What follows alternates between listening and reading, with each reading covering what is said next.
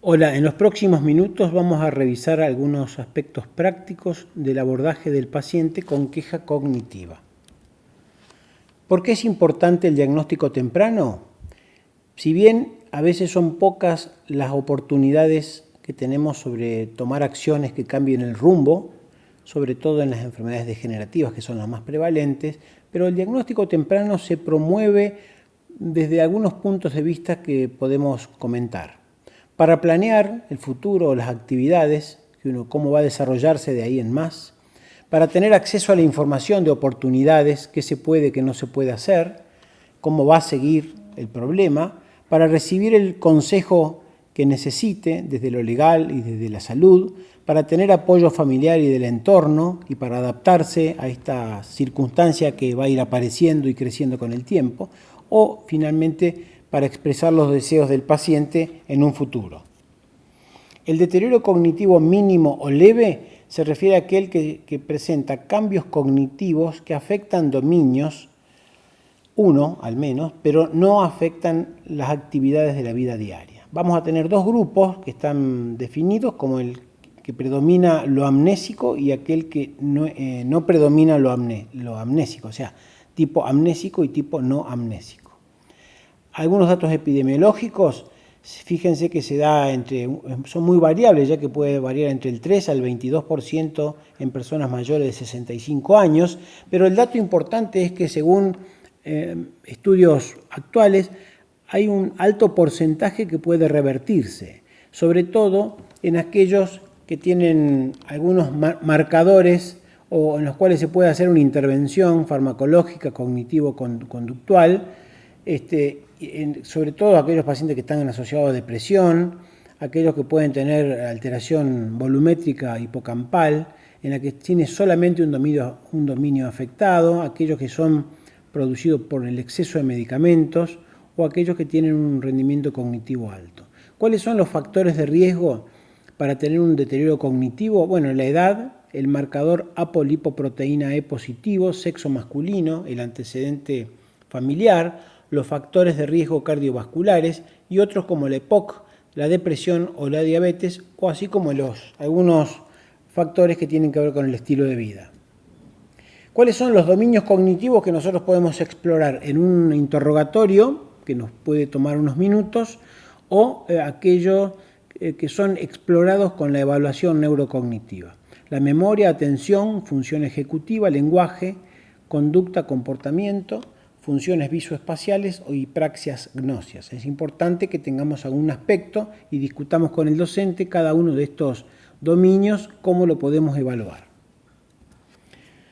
Muy importante tener en cuenta, y hablamos de la reversibilidad en algunos casos, sobre todo en estadios iniciales, de algún síndrome de deterioro cognitivo leve, ya que parte de la rutina médica implica evaluar circunstancias que son tanto factores de riesgo como causales, lo que se denominaba las demencias tratables o las demencias sintomáticas como expresión de la causa secundaria de otro problema, por ejemplo, la polifarmacia, la hipotensión ortostática, la depresión, el hipotiroidismo, deficiencias vitamínicas nutricionales, trastornos metabólicos, deshidratación, limitación sensorial, como los pacientes sordos o con visión disminuida, la EPOC, que puede generar cambios conductuales en el paciente, fibrilación auricular, que puede estar embolizando, una hidrocefalia a presión normal, que es inusual, o alguna infección crónica como causa de esto. El tratamiento o el abordaje del deterioro cognitivo leve es tratar lo que sea tratable. Recién mencionamos múltiples causas, muchas son o casi todas son tratables. Optimizar los cuidados clínicos y no tiene una instancia de tratamiento farmacológico. Los pacientes con deterioro cognitivo leve no tienen indicado anticolinestéricos o memantina. Esto es un concepto clave que debe ser discutido o debería ser discutido con su docente de neurología, porque no hay prevención farmacológica para esto.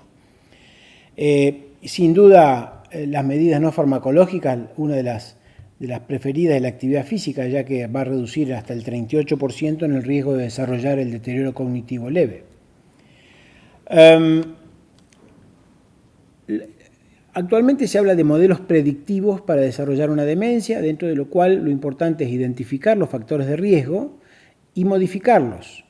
Hay algunos marcadores que son indicadores que hacen que un sujeto tenga mayor probabilidad, por eso se lo llama modelo predictivo.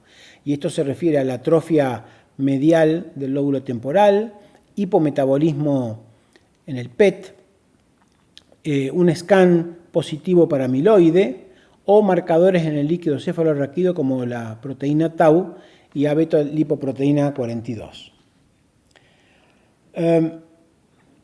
Es muy importante tener en cuenta que el deterioro cognitivo leve en la enfermedad de Alzheimer va a marcar ciertos grupos evolutivos.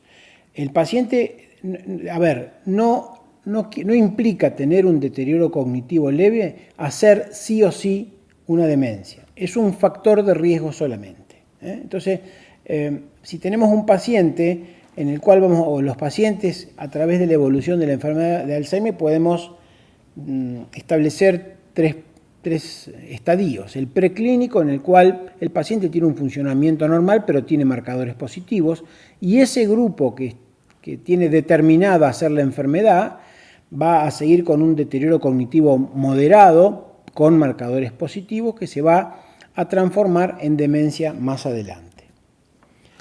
El deterioro neurocognitivo se lo llama level, que es el deterioro cognitivo mínimo, o más severo, que es el término que se utiliza para establecer una demencia o para determinar una demencia.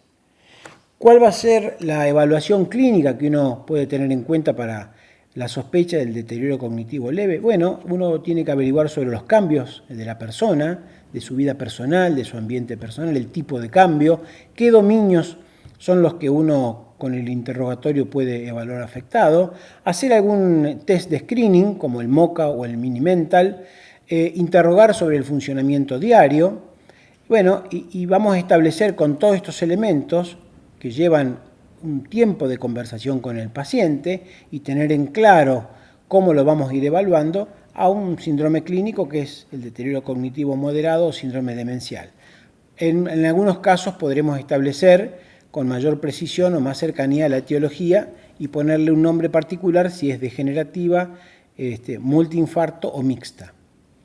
Entonces, ante la queja cognitiva del paciente, si vemos que los aspectos de los dominios cognitivos involucrados exceden lo normal para la edad, no es una demencia, no le afecta el funcionamiento en la vida diaria, por lo tanto vamos a establecer que es un deterioro cognitivo leve y vamos a ver si la memoria está afectada o no.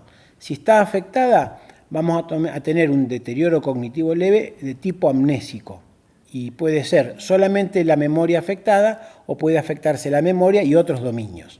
Pero si es no amnésico, puede tener un solo dominio o varios. De ahí catalogamos el deterioro cognitivo leve. Y uno podría incorporar, de acuerdo al seguimiento, que no es un elemento, es un elemento de discusión en la clínica práctica, incorporar un marcador de factor de riesgo de esta enfermedad.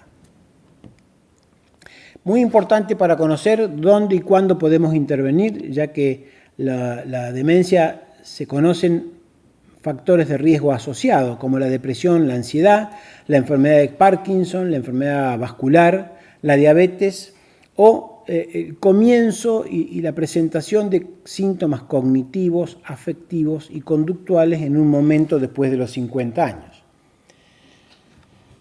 Para tener en cuenta, la asociación de factores de riesgo y demencia también tiene que ver con la polifarmacia, que es un factor de riesgo. Hay una asociación positiva entre el número de fármacos prescriptos a un paciente y la demencia posterior, y sobre todo los antipsicóticos y antidepresivos. En este slide, ya terminando, podemos ver la lista de factores de riesgo establecidos para desarrollar una demencia eventualmente. Índice de masa corporal, cigarrillo, depresión, enfermedad coronaria, hipertensión, dislipemia, fibrilación auricular, insuficiencia cardíaca, diabetes y factores inflamatorios o el consumo de estatinas. Todo esto tiene que ver con la disponibilidad y con el estudio de cada uno de los casos. Y simplemente para terminar, vamos a ver que hay varias escalas, ahí son numerosas las escalas de screening, yo le pongo una acá que se llama SLUMS, que está en español, como para que ustedes vean cuál es un interrogatorio dirigido para pesquisar algunos aspectos de lo cognitivo. Tenemos esta, tenemos el MOCA y tenemos el Mini Mental Test, para mencionarles solamente las que son de uso más común y pueden verla ustedes o discutirlo con su docente. Hasta luego.